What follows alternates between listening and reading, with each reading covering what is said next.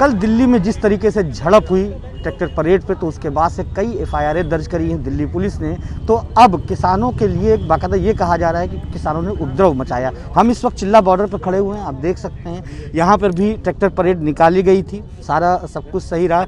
दादा ये बताइए, जिस तरीके से कल हिंसा हुई, इसको कहाँ तक आप सही मानते हैं? देखिए, जो कल हुआ है, जिन्होंने ये कर्म किया है, देश के प्रति जिन्होंने अपमान किया है, उनकी हम घोर निंदा करते हैं। और ऐसे लोगों को, हम किसान हैं, हमने किसान ने देश को सींचा है, देश को अन्न दिया है खाने के लिए और बच्चों को दिया है अपने को देश की रक्षा करने के लिए। हम मारें और मरे किस पर? हम डंडा किसके सर पर चलाएं? वो भाई है, हमारा बच्चा है, हम किससे लड़ें? हम हाथों में लठ इसलिए रखते हैं, अपने खेत पर जाते हैं तो उस खेत पर कोई बदमाश मिल जाए या कोई जनावर जंगल में मिल जाए तो उसकी रक्षा के लिए लाठी ला के बुड्ढा आदमी वैसे भी रख सकता है। लाठी किसान का दूसरा भाई है, पर उस पर यूज किसी की टांट फोड़ने के लिए नहीं है। बेबात है। बिल्कुल, जवान भी आपके परिवार का है, किसान भी आपके परिवार का है, लेकिन कल एक जवान, जो कई जवान घायल हुए और एक किसान की मौत भी हुई है। वो गलत हुआ है, उन लोगों की जांच की जाए, उनको कड़ी से कड़ी सजा दी जाए। हम लाठी चार्ज करेंगे तो करेंगे क्यों? किसानों पर तो आरोप लगाया जा रहा है ना, हमारे बच्चे हैं, हमारे भाई हैं, हम उन पर लाठी चार्ज नहीं करेंगे। जो हुआ है, जो गलत हुआ है, उनकी कड़ी से कड़ी सजा दी जाए। क्या मानते हैं कि ट्रैक्टर जो परेड थी उसको क्या कुछ गलत संदेश देने की कोशिश करी गई है? उसमें कुछ और भी तत्व शामिल थे? ऐसा है कि जो कल हुआ, ये बर्बरता हुई है, ये किसान नहीं थे, पहली बात। दूसरी बात यह है कि इसमें कुछ साजिश का षड्यंत्र है और ये सामने आएगा।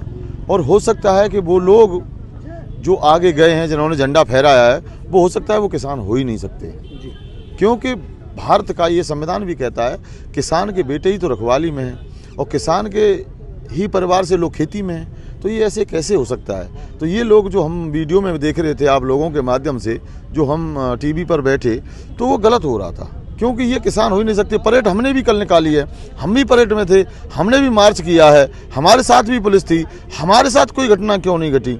और वो लोग आगे लाल किले तक झंडा फहराए, ऐसे क्यों बर्बरता करते चले गए? तो हमें ऐसा लगा जब वो तलवार चला रहे थे, जो लोग भाला चला रहे थे, वो किसान हो ही नहीं सकते। इनकी जांच हो और इनके खिलाफ कड़ी से कड़ी कार्रवाई भी हो, जो देश के हित में नहीं है। हम प्रेम करते हैं, तिरंगे से प्रेम करते हैं, जो हमारा। सारे संगठनों का यही कहना है कि कहीं ना कहीं कुछ उपद्रवी तत्व इस प्रदर्शन में शामिल हुए और इस ट्रैक्टर जो परेड थी इसको बदनाम करने की साजिश रची गई। भैया, बदनाम करी सारे किसान तो ऐसी बात है कि किसान तो अपने हक मांगने के लिए आए हुए और 60 दिन आते बैठे हैं, कोई शिकायत नहीं है। शांतिपूर्वक हम अपना धरना दे रहे हैं और शांतिपूर्वक परेड निकाली है हमने, कोई परेशानी ना हमारी कैसी। ये षड्यंत्र बना हुआ है। जांच होनी चाहिए इसकी। हाँ, जांच होनी चाहिए। घोर निंदा करते हैं हम यहाँ की और जांच होनी चाहिए। बिल्कुल, निंदा भी करते हैं और इसकी जांच होनी चाहिए। जाहिर सी बात है, जिस तरीके की कल उपद्रव हुआ उसकी जांच होनी चाहिए। क्या मानते हैं, क्यों बिगड़ा माहौल और कैसे क्यों बिगड़ गया? आखिर क्या ऐसा क्या हो गया? जो 60 दिन से कुछ नहीं हुआ, यहाँ बैठे हुए हम तो परेड करने गए, इसमें हमें तो लग रही है चाल, चाहे किसी की भी हो, तो इसकी कड़ी सजा देनी चाहिए। हमारा कहना यही है। बिल्कुल, किसान पूरी तरीके से इसकी निंदा कर रहे हैं। उनका साफ कहना है कि 60 दिन से लगातार किसान बैठे हुए हैं, कोई भी बवाल नहीं हुआ। कल परेड निकली, वहाँ पर बवाल होता है, तो कहीं ना कहीं पूरे ट्रैक्टर परेड के बीच में कुछ उपद्रवी लोग घुसे हुए थे। उन्होंने जानबूझकर ये साजिश करी है किसानों के इस आंदोलन को बदनाम करने की।